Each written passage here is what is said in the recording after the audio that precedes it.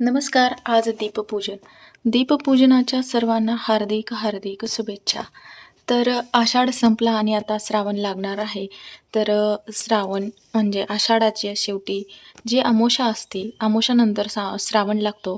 तर ह्या अमावास्येला ना दीपपूजन करतात. घरातील सर्व दिवे, समई हे सर्व घासून, पुसून, स्वच्छ करून त्याची पूजा केली जाते. तर मी सकाळी-सकाळी देवपूजा केली आणि मग पूजा पण करून घेतली आणि दीपपूजा पण केली. तर एकाच आरतीची मी पूजा केली आणि दीपपूजन झालं. तर संध्याकाळच्या वेळेला कणकेचे दिवे बनवून मी त्याची दीपपूजा करणार आहे. तर देवपूजा करण्याच्या अगोदर मी दीपपूजन केले कारण सकाळी-सकाळीच अमावास्या लागली आहे म्हणजे मध्यरात्रीच अमावास्या लागली आहे. तर सकाळी मी दीपपूजन केले आणि नंतर मग देवपूजा केली. तर कशी वाटली माझी देवपूजा हे सांगा कमेंट करून. आणि बघा आज दीपपूजना दिवशी इतकी फुलं उमलली आहेत, खूप सारे फुलं उमलली आहेत. तर लाल जास्वंदी, गोकर्णी, कण्हेरी आणि पांढरे जास्वंदी आणि त्यानंतर हे आहे स्वस्तिक. हे स्वस्तिकचं फूल उमललेलं आहे. तर हे 12 महिने भरपूर अशी फुलं उमलतात. तर पाऊस कमी असल्यामुळे एवढी काही जास्त फुलं उमललेली नाहीत. तर हे आरतीची पूजा केली मी आणि या पण आरतीची पूजा केली. नंतर दीप प्रज्वलित केला, पूजा केली, आरती अगरबत्ती झाली आणि मग नंतर मी दर गुरुवारी किंवा सोमवारी असं मी ऊद घालते किंवा धूप घालते. तर गुरुवारी किंवा सोमवारी धूप घातलेला चांगला असतो म्हणून मी धूप घालते.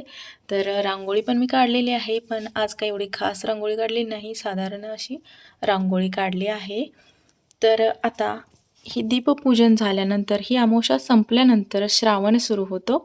श्रावण महिना चालू होतो. नंतर मग महादेवाची पूजा. तर सगळे सणवार गोळा होतात ह्या महिन्यापासून. तर सर्वांना दीपपूजेच्या हार्दिक हार्दिक शुभेच्छा आणि कमेंट करून सांगा तुम्ही दीपपूजन केले की नाही ते. मी तरी सकाळी-सकाळी केले, पण दीपपूजन मी दुपारी किंवा संध्याकाळी करणार आहे.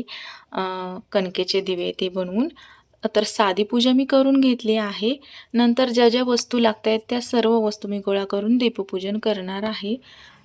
तर तोही व्हिडिओ तुम्ही नक्की बघा आणि चॅनलवरती आलात तर सबस्क्राईब करून जावा आणि लाईक, शेअर, सबस्क्राईब करायला तर विसरू नका. आणि माझे व्हिडिओ कसे वाटतात हे पण मला नक्की कमेंट करून सांगा.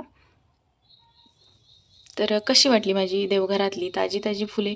तर मी बागेत अशा प्रकारची भरपूर अशी फुलं लावलेली आहेत, झाडं लावली आहेत. त्याला आता पाऊस थोडा थोडा पडल्यामुळं ना छान छान अशी फुलं उमलायला सुरुवात झाली आहे.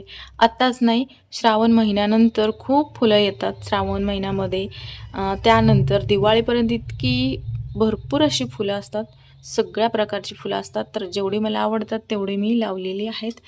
आणि फुलं असल्याशिवाय देवघरात प्रसन्न वाटत नाही. तर मी सगळी फुलं जेवढी मिळाली तेवढी मी फुलं घेऊन आले. गोकर्णीची तर फुलं खूप उमलली आहेत. गोकर्णीचे 2-3 ठिकाणी वेल आहेत. तर 5 पाकळ्यांचं पण गोकर्णीचं वेल आहेत, पण त्याला अजून काही फुलं लागली नाही. तर त्याला फुलं लागली की मी ते पण देवाला घालणार आहे. तर कशी वाटली माझी आजची पूजा हे मला सांगा. आणि बघा हे किती छान असं मोरपंखी गोकर्णीचं फूल दिसतंय. देवपूजा केली की देवासमोर न उठूच वाटत नाही, असंच बसावं वाटतं. एकदम शांत आणि प्रसन्न वाटतं. आरत्या घासून पुसून मी त्याची पूजा केली आणि नंतरच मग मी देवपूजा केली. तर किती छान प्रसन्न वाटतंय बघा. दीपपूजनला भरपूर सारे दिव्यांची पूजा केली तरी चालते आणि एका दिव्याची पूजा केली तरीसुद्धा चालते. आपल्या घरामध्ये जेवढे दिवे असतील तेवढ्यांची पूजा केली तरी चालते आणि त्यांना कणकेच्या दिव्याने ओवाळायचं असतं. आणि घरातील मुलांना सुद्धा कणकेच्या दिव्याने ओवाळायचं. असं म्हणतात की कणकेच्या दिव्याने जर मुलांना ओवाळलं तर त्यांना दृष्ट लागत नाही. तर ह्या अमावास्येला त्यांना ओवाळायला चांगलं असतं, दीपपूजन केलेलं चांगलं असतं.